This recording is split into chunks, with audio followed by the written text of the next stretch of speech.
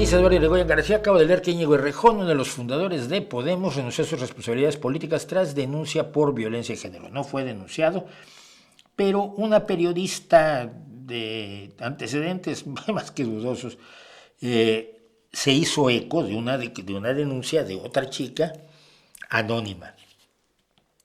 Había habido antes 2 o 3 denuncias anónimas, básicamente no de violencia de género exactamente, sino de lo que se llama acoso sexual. Hay una chica que, por ejemplo, dijo que en una reunión feminista punk, ya puedes ir más o menos sacando dimensión, de pronto siente que una mano en el trasero, y la mano era al parecer de este personaje.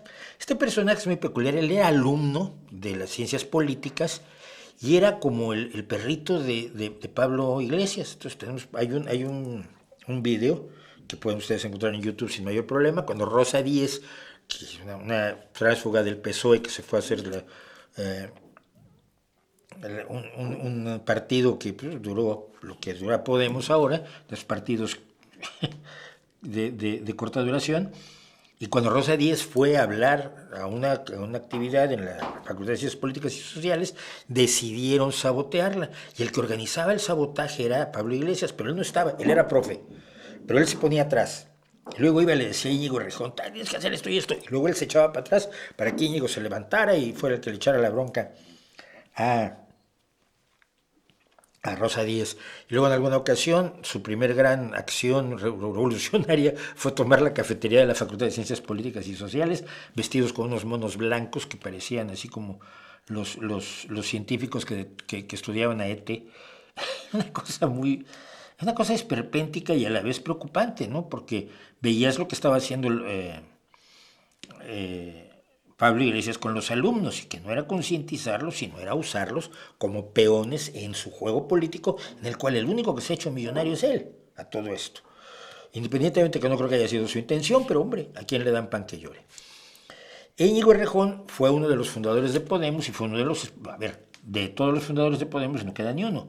El que todavía quedaba más cerca era Juan Carlos Monedero, que finalmente lo echaron del canal de televisión, o del canal de YouTube que ahora tiene Pablo Iglesias, pero le gusta decir que es un canal de televisión. Es como esto, es Schwartz Televisión o el Nocturno Broadcasting Company, esto es, ¿no? Entonces lo echó finalmente, y echó antes a Carlos Neves Canza y a Luis Alegre, y a Íñigo Errejón, que se fue y formó su propio partido, primero un partido regional que era Más Madrid, y luego quiso poner sucursales a nivel nacional, hizo Más País, y luego se metió a la coalición esta extrañísima de Sumar, y en esa coalición de Sumar es donde acaba de decir que él se retira de la política porque tiene problemas de salud mental y porque ya las contradicciones entre la persona y el personaje lo han alcanzado. No dijo que fuera por esto. Sumar dice que va a hacer una investigación sobre lo que denunció esta periodista, que insisto, la periodista también es de tomarla con cuidado, pero pues si Sumar dice que va a hacer la investigación, que la haga.